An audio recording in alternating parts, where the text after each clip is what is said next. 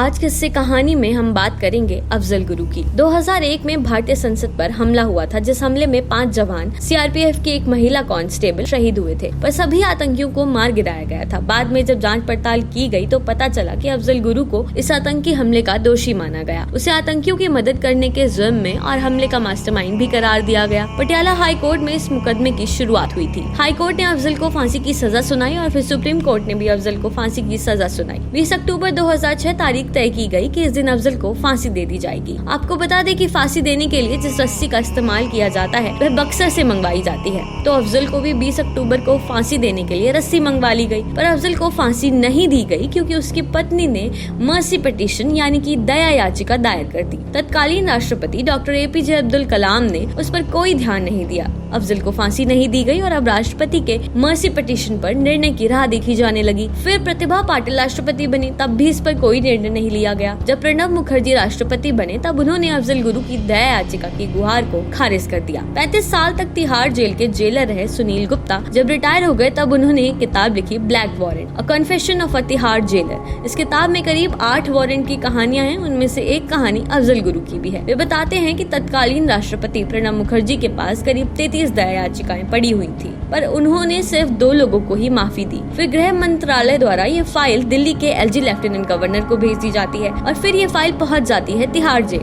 ये सब कुछ बहुत शांति से किया जाता है कि किसी को भी, खास करके आम जनता को, इस बात की भनक ना पड़े, क्योंकि ये डर बना रहता है कि शायद इसकी वजह से जम्मू कश्मीर में हालात खराब ना हो जाए। फिर ब्लैक वारंट जारी करने की प्रक्रिया शुरू होती है। पटियाला हाउस ब्लैक वारंट हासिल करता है। ब्लैक वारंट पर सुनील गुप्ता जस्टिस मेहता से उनके साइन करवाते हैं। साइन करने के बाद जस्टिस मेहता पेन की निब को तोड़ देते हैं। ऐसा सिर्फ जस्टिस मेहता ही नहीं करते, बल्कि कोई भी जज जिसे ब्लैक वारंट पर साइन करना पड़ता है वो करता है। किसी की मौत की अनुमति देना बहुत मुश्किल काम होता है, इसलिए जिस पेन से किसी की मौत लिखी जाती है उसे तोड़ दिया जाता है। फिर ये तय हुआ कि 9 फरवरी को अफजल को फांसी दी जाएगी। अब अफजल के परिवार वालों को बताना था कि उन्हें फांसी दी जाएगी, तो 6 फरवरी 2013 को अफजल की पत्नी के नाम एक चिट्ठी भेज दी गई स्पीड पोस्ट से, जिसमें लिखा था कि राष्ट्रपति प्रणब मुखर्जी ने उनकी दया याचिका को खारिज कर दिया है, इसलिए अफजल गुरु को 9 फरवरी को तिहाड़ जेल के 3 नंबर में सुबह 8 बजे फांसी दी जाएगी। 3 दिन के अंतराल में ये चिट्ठी उनके परिवार तक नहीं पहुंच सकती थी। जम्मू कश्मीर में माहौल खराब ना हो, वहां के चीफ मिनिस्टर और DGP को बता दिया जाता है कि अफजल गुरु को फांसी दी जा रही है। कालू और फकीरा नाम के 2 जल्लाद थे जो तिहाड़ में फांसी देते थे। इन दोनों की मौत हो चुकी थी और ये मसला थोड़ा नाजुक था, इसलिए ये तय हुआ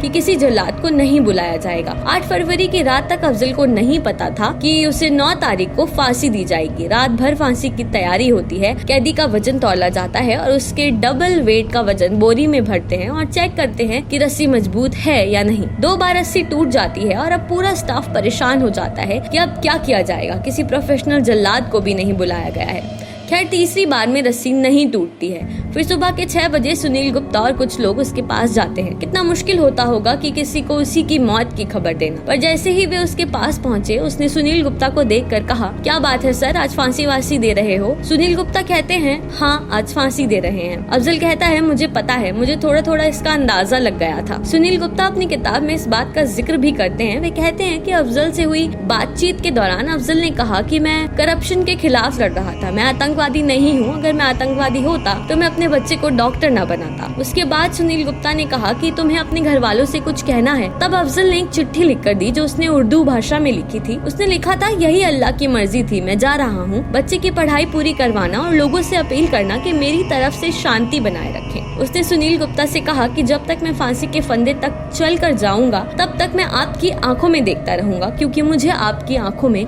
बहुत कंपैशन नजर आ रहा है। सुनील गुप्ता ने कहा, ठीक है। उसके बाद अफजल एक गाना गाने लगा, अपने लिए जिए तो क्या जिए, अपने लिए जिए तो क्या जिए, तू जिए दिल जमाने के लिए, अपने लिए जिए तो क्या जिए। फिर अफजल को फांसी दे दी गई और उसे जेल में ही दफना दिया गया।